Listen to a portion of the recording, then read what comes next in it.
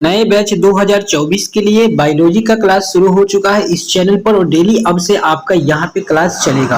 अगर आप इस चैनल पर पहली बार है तो चैनल जरूर सब्सक्राइब कर लीजिएगा, क्योंकि मैं daily objective important chapter wise आपको दूंगा। साथ ही उसके बाद हम सब्जेक्टिव का आपको पीडीएफ दूंगा बिल्कुल फ्री में। तो आप लोग विश्वास के साथ बने रहिए हमारे साथ। मैं बिल्कुल रूप से आपको पूर्ण सिलेबस कर दूंगा और 100% अच्छे से अच्छे अंक आप ला सकते हैं, क्योंकि मैं एनसीईआरटी से आपको पढ़ाते हैं। तो एनसीईआरटी से मैक्सिमम क्वेश्चन आपको एग्जाम में पूछा जाता है, तो दिक्कत भी नहीं होगा। तो आज चलिए हम लोग बायोलॉजी का पहला चैप्टर है आपका जीवो में जनन।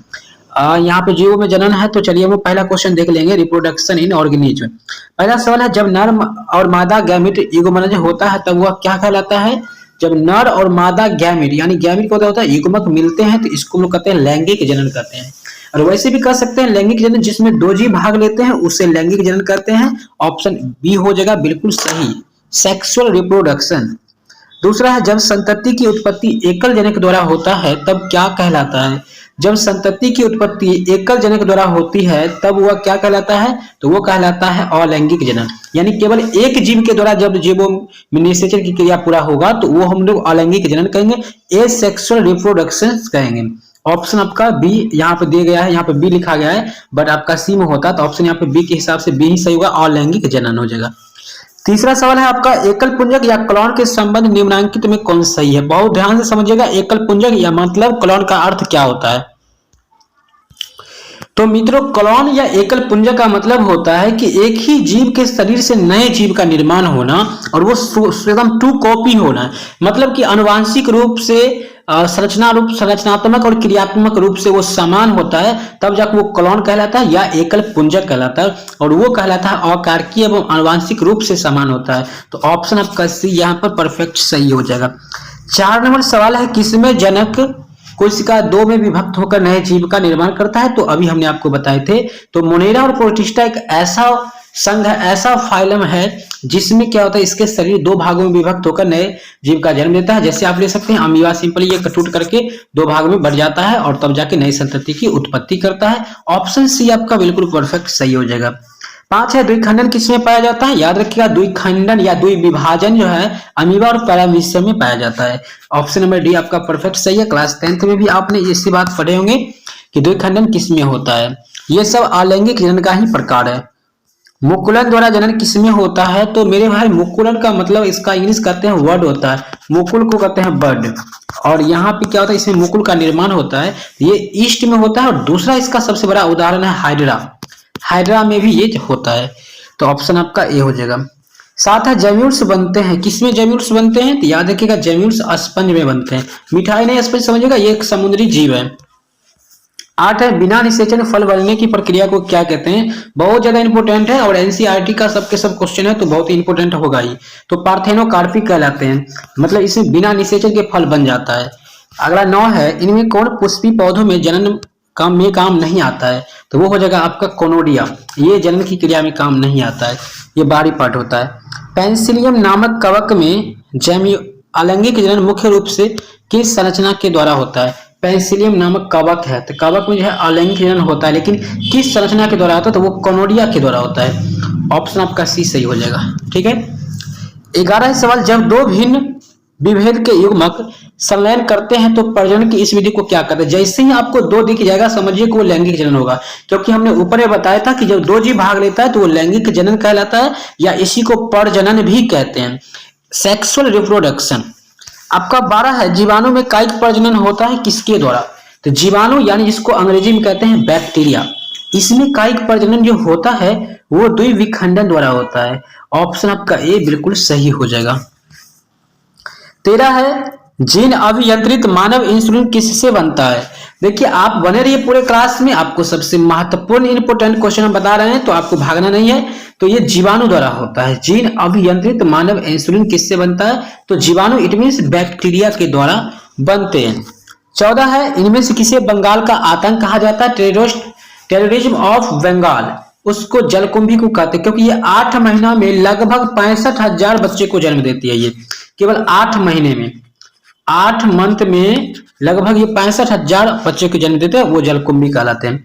15 है, इनमें कौन ठहरे हुए पानी में उगकर ऑक्सीजन खींच लेते हैं? तो वही जलकुंभी हो जाएगा। ये पानी में जब आ जाता है तो इतना पानी, पूरा पानी ऊपर से बिछ जाता है, लगता है कि पानी है ही नहीं, और उसके अंदर का जीव लोग मर जाते हैं। ऑक्सीजन खींच लेता है तो जीव कैसे रहेगा? इनमें से किस पौधे की पत्ती के कटे किनारे से अपस्थानिक कलिकाएं उत्पन्न हो जाती है? तो ब्रायोफिल्म हो जाएगा, ऑप्शन आपका डी परफेक्ट सही हो जाएगा। 17 है, इनमें से किसमें आंतरिक निषेचन नहीं होता है? आंतरिक निषेचन किसमें नहीं होता है? तो मेढक में जो होता है ये आंतरिक निषेचन नहीं बल्कि ये बाह्य निषेचन होता है। 18 है, इनमें किसमें बहु कशाभिक जल बीजाणु पाए जाते हैं? तो वो है आपका वाउचेरिया वरेंकोप्टी होता है। ये फाइलेसिस वर्ग का होता है, हेलमिंथिज वर्ग का एक जीव होता है, हेलमिंथिज होता है कि ये ऑप्शन बी हो जाएगा आपका, ठीक है। 19 है, NIF निफ जीन पाया जाता है, राइजोबियम में पाया जाता है। राइजोबियम में निफ रहता है और ये खेत में दालहनी पौधों के जड़ों में रहता है। ये ऑप्शन आपका बी बिल्कुल सही है। 20 है, मधचक्र पाई जाती है। मधचक्र यानी ऑस्ट्रस साइकिल जो है ये पाया जाता है इनमें से सभी में। ये गाय, कुत्ता, भैंस, इन सभी में। ऑप्शन आपका डी है, इनमें से सभी हो जाएगा। 21 है, ऋतुस्राव चक्र किसमें पाया जाता है? तो ये तो सभी में पाया जाता है, मनुष्य में, चिंपैंजी, बंदर, इन सभी में ऋतुस्राव चक्र। ऋतुस्राव मतलब होता है कि प्राइमेट स्तनधारी होता है, प्राइमेट जिसमें कि मेंस्ट्रुअल साइकिल होता है वो हो जाता है, ठीक है। युग्मक जनन में बनता है, क्या बनता है? नर युग्मक और मादा युग्मक। युग्मक जनन में दोनों बनेगा, नर भी बनेगा और मादा भी बनेगा। ऑप्शन आपका सी बिल्कुल सही हो जाएगा। 23 है, एकलिंगता की स्थिति को उल्लेखित करने के लिए किस शब्द का प्रयोग किया जाता है? एकलिंगाश्रय भी होता है, इसका आ जाता है, तो एकलिंगाश्रय हो जाएगा। इसी को एकलिंगी भी कहते हैं। ऑप्शन आपका सी सही हो जाएगा। आगे बढ़ेंगे। 24, इनमें कौन सा भाग द्विगुणित है? कौन सा भाग द्विगुणित है? तो युग्मनज होगा, ये 2n के रूप में रहता है, बाकी ये सब n के रूप में रहता है, ये सब n के रूप में रहता है, अर्थात ये जो है आपका अगुणित होते हैं, ठीक है। ये अगुणित होते हैं, बाकी युग्मनज है ये द्विगुणित होता है, डिप्लॉयड होता है। 25 है, इनमें कौन सा भाग अगुणित है? अगुणित का भाग पूछा जाए तो ये सभी के सभी अगुणित है। ऑप्शन आप कौन सा भाग अगुणित है? तो भाई अगुणित तो इसमें से सभी हो जाएगा। नहीं सॉरी, अंडाशय ये पराग कुछ नहीं होगा, केवल पराग हो जाएगा। अंगुणित आपका पराग हो जाएगा। अंड रहता तो अगुणित हो सकता था, लेकिन अंडाशय है ये द्विगुणित होगा। निम्न में से कौन एकलिंगी जीव है? एकलिंगी होगा आपका पपीता। पपीता दो होता है, एक नरमा टाइप का होता है, एक लेडीज टाइप का होता है, आप ऐसे भी बोल सकते हैं, समझ सकते हैं। तो सी। 27, जीन प्रकंद का एक उदाहरण है। जीन प्रकंद का एक उदाहरण है आपका अदरक। अदरक और लहसुन भी शायद हो जाएगा, सॉरी लहसुन नहीं होगा, अदरक हल्दी हो जाएगा इसका, ठीक है, हल्दी भी हो जाएगा। 28 कलिका रोपण उदाहरण किसका है? कालिका रोपण कायिक जनन का उदाहरण, ऑप्शन आपका ए सही हो जाएगा। 29 क्रमिक विकास में योगदान है। क्रमिक विकास में किसका योगदान है? पर परागण का योगदान है, ऑप्शन आपका बी परफेक्ट सही है। 30 है, पुनरुद्भवन की क्रिया निम्नलिखित में किसमें पाया जाता है? तो पुनरुद्भवन की क्रिया स्पंजों में होता है, ऑप्शन आपका ए सही हो जाएगा। 31 है, जलकुंभी 65,000 से अधिक पौधे कितने माह में उत्पन्न करते हैं? 8 माह में। हमने ऊपर में आपको बताए थे, जिसको बंगाल का आतंक भी कहा जाता है। 32 है, इनमें कौन केवल एक बार अपने जीवन काल में पुष्प पैदा करते हैं? तो वह है बांस। नीला कुरंजी, नीला कुरंजी, इसका नाम है आपका नीला कुरंजी, एक बांस की प्रजाति होता है, पहाड़ी एरिया में पाया जाता है। ये जीवन में केवल एक बार फल देते हैं और 12 वर्ष में, कभी कभी 12 वर्ष में देते हैं ये फूल। निम्नलिखित में किसमें 12 वर्ष में किस केवल एक बार? तो ये नीला कुरंजी, अभी ऊपर में हमने आपको चर्चा किए थे। 34 है, आगे में वर्दी प्रजनन होता है, वुलविल के द्वारा होता है, ऑप्शन आपका ए सही हो जाएगा। 35 है, स्तनधारियों में निषेचन का भाग है। स्तनधारियों में निषेचन का भाग कौन सा है? तो फ्लोपियन नलिका है, फ्लोपियन ट्यूब अंग्रेजी में कहते हैं। प्राकृतिक अनिषेक जनन पाया जाता है मधुमक्खी में, सब इंपोर्टेंट, बहुत ही ज्यादा इंपोर्टेंट सब प्रश्न। 37 है, बिना निषेचन फल निर्माण कहलाता है, अनिषेक जनन कहलाता है, ऑप्शन आपका बी सही हो जाएगा। 38 है, निम्न में से किसमें जल परागण होता है? भाई जल परागण कमल में होता है, क्योंकि कमल पानी में ही खिलते हैं, तो यहाँ बी और सी भी सही हो जाएगा। देखिए बी और सी ये दोनों हो जाएगा, ठीक है। हाइड्रिला भी पानी में ही रहता है, जलकुंभी भी पानी में। जल परागण होता है, अरे क्वेश्चन तो यहाँ पे किसमें जल परागण होता है? जलकुंभी, हाइड्रिला ये पानी में रहता है, लेकिन परागण क्रिया देखिए कमल ही हो जाएगा, ऑप्शन सी हो जाएगा। 39 पूर्ण कायांतरण पाया जाता है मक्खी और मच्छर, ये तो परफेक्ट सही है।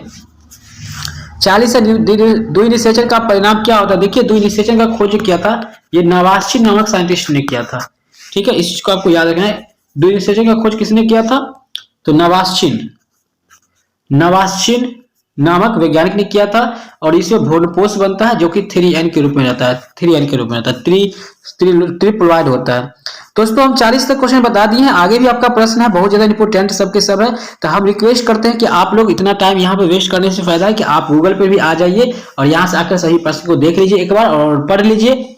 और आगे के क्लास भी आपको चाहिए तो हमें कमेंट करके जरूर बताइए। उम्मीद करते हैं ये क्लास आपको अच्छा लगा तो वीडियो को लाइक और चैनल को सब्सक्राइब जरूर कीजिएगा। बाकी मिलते हैं अगले वीडियो में, तब तक के लिए जय